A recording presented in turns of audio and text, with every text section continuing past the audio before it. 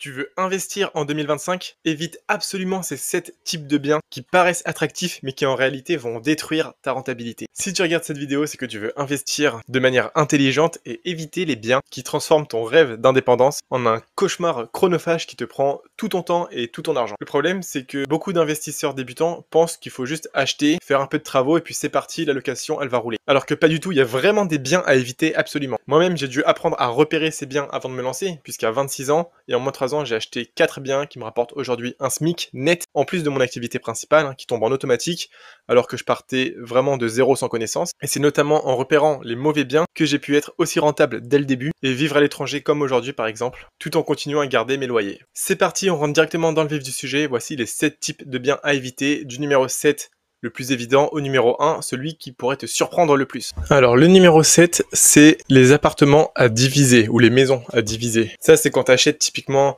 un immeuble de rapport, une grosse maison que tu veux diviser en plusieurs lots pour les louer séparément ou les vendre séparément. Moi je déconseille vraiment ce type d'investissement pour un néo-investisseur immobilier, puisqu'en fait c'est énormément de complications au démarrage. Ça demande des autorisations complexes de la ville avec des permis de construire, de la copropriété. Ça va être beaucoup de travaux lourds, donc avec parfois des imprévus, des dépassements de budget. Il faut créer des compteurs électriques individuels, des compteurs d'eau. Et au moindre détail qui est mal fait, tu risques d'être retoqué par la mairie ou par la copro et de te retrouver avec des biens qui sont invendables. Donc si t'as pas déjà beaucoup d'expérience, ces biens-là, il faut les fuir. Le numéro 6, certaines personnes pensent que c'est très pratique, alors qu'en réalité, ça t'empêche de mettre ta stratégie rentable en place. C'est tout simplement d'acheter un bien avec un locataire sur place. Dans 80% des cas, c'est une mauvaise idée. Il y a que 20% des cas que j'ai vu passer moi où à la limite c'était acceptable. Mais dans une immense majorité des cas, je te déconseille.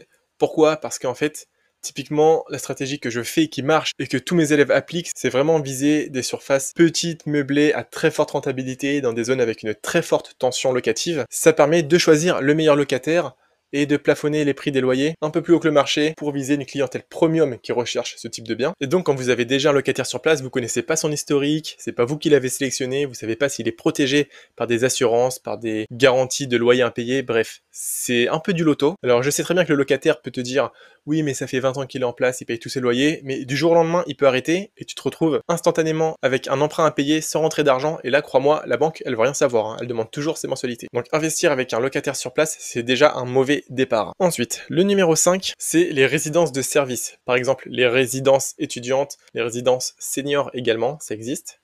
Alors, j'ai fait toute une vidéo là-dessus, je t'invite à aller la voir, mais dans les grandes lignes, en fait, tu dépends à 100% de l'exploitant qui va louer ce bien à des étudiants ou à des seniors ou à n'importe qui.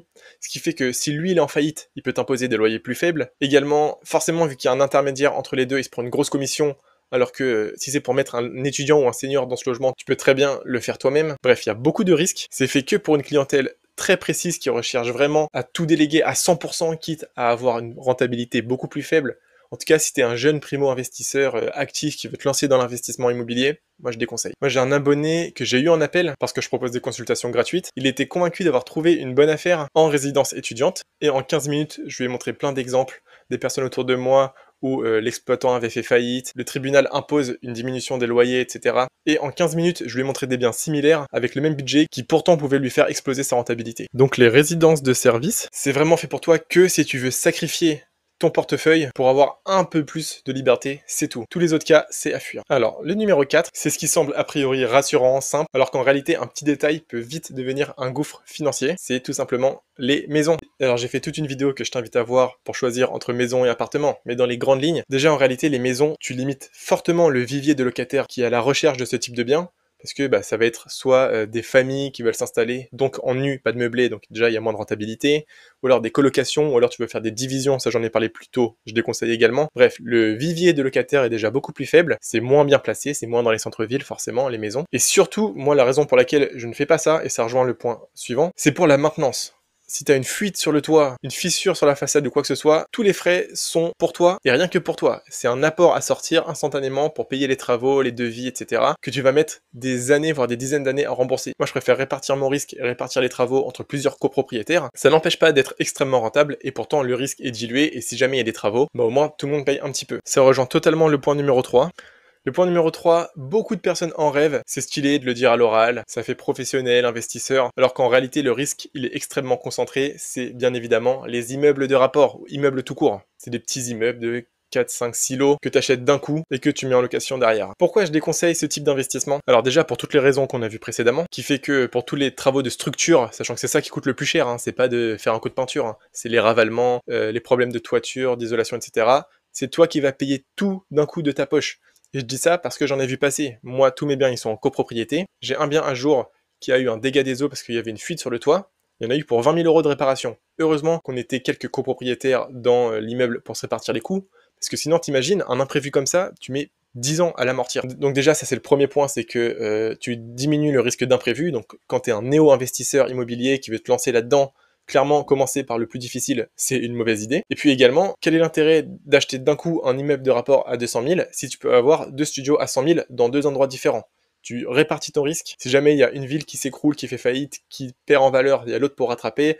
Inversement, s'il y a un locataire qui paye pas, il y a l'autre pour compenser. Et puis également, pour les primo-investisseurs qui veulent se lancer dans l'immobilier locatif, souvent les immeubles de rapport, ça demande un peu plus de contacts. Il faut avoir des contacts avec des agents immobiliers, des notaires, etc. pour pouvoir passer vraiment les pépites de valeur. Parce que sinon, sur le marché secondaire, ce qui reste en général, c'est tout ce que les professionnels de l'investissement immobilier n'ont pas voulu, qui tombent à présent sur le bon coin où se loger. J'exagère dans les grandes lignes, il y a peut-être quelques pépites à trouver, mais en tout cas c'est plus rare. En numéro 2, c'est un bien qui peut paraître séduisant à première vue à cause du prix affiché que tu trouves sur l'annonce, mais en réalité c'est une bombe à retardement pour ton portefeuille. C'est les grosses copropriétés. Dans les grosses copropriétés, aussi paradoxal que ça puisse être, plus il y a de monde, plus on paye de charges de copro. Parce que très souvent, il y a un gardien à payer, il y a un ascenseur, il y a du chauffage collectif, il y a 1 milliard de charges qui font que on pourrait penser que on divise les charges de copro entre tous les locataires, donc il y en a beaucoup moins, alors que non, en réalité, il y a beaucoup plus de charges qui sont pas du tout amorties par le nombre de copropriétaires, ce qui fait que les charges de copro que tu vas payer vont te manger ta rentabilité, et en plus, c'est à tout jamais. Un emprunt immobilier, il a une fin. Cette charge, elle se termine dans le temps, alors que les charges de copropriété, ça croît toujours à l'infini sans jamais s'arrêter. Moi, je conseille 1% max de charges de copro pour les annonces, pour les biens que vous visitez. Par exemple, pour un bien à 100 000 € que vous visitez, que ce soit un studio ou n'importe quoi, je vous conseille max 1 000 €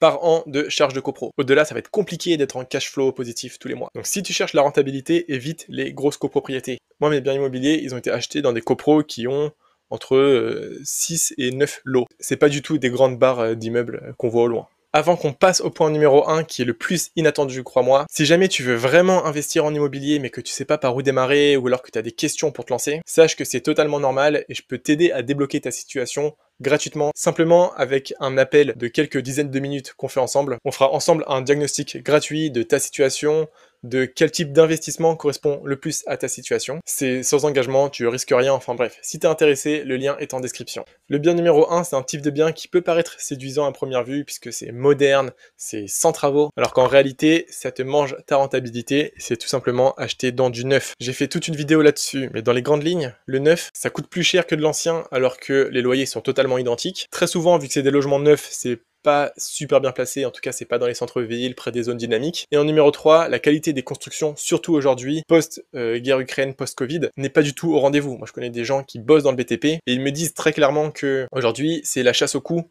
Chaque centime qui peut être épargné, ils vont l'épargner, donc ça va jouer sur la qualité de la construction. Donc le résultat, c'est que tu payes plus pour un rendement égal ou inférieur à ce que tu aurais pu avoir dans de l'ancien, ou alors dans de l'ancien avec un petit peu de travaux. Donc le neuf, en réalité, c'est rarement intéressant si tu vises vraiment du cash flow, ça peut être à la limite une résidence principale ou alors du patrimonial pour un placement familial. Mais sinon, je déconseille pour un néo-investisseur immobilier. Donc vraiment, avant d'acheter un bien immobilier, vérifie bien qu'il n'est pas dans une de ces 7 catégories. Crois-moi, ça va t'éviter bien des complications. Puis également, abonne-toi, je fais beaucoup de vidéos pour optimiser sa rentabilité en immobilier. Je suis en ce moment même en plein challenge où je te dévoile une astuce secrète par jour pendant 30 jours pour être rentable en immobilier. Les autres vidéos sont en description. En tout cas, si tu as appris des choses et que la vidéo t'a plu, like cette vidéo, abonne-toi, dis-moi en commentaire ce que tu en penses. Et si tu veux que je t'aide à faire un plan d'action gratuit sur mesure adapté à ta situation, réserve vite un créneau, le lien est en description. En tout cas, c'est comme toujours, soit tu travailles toute la semaine pour payer ton loyer, soit tu deviens celui qui encaisse les loyers. C'était Adam Willy, à bientôt. Et pour découvrir d'autres astuces secrètes d'investisseurs immobiliers, regarde cette vidéo et abonne-toi.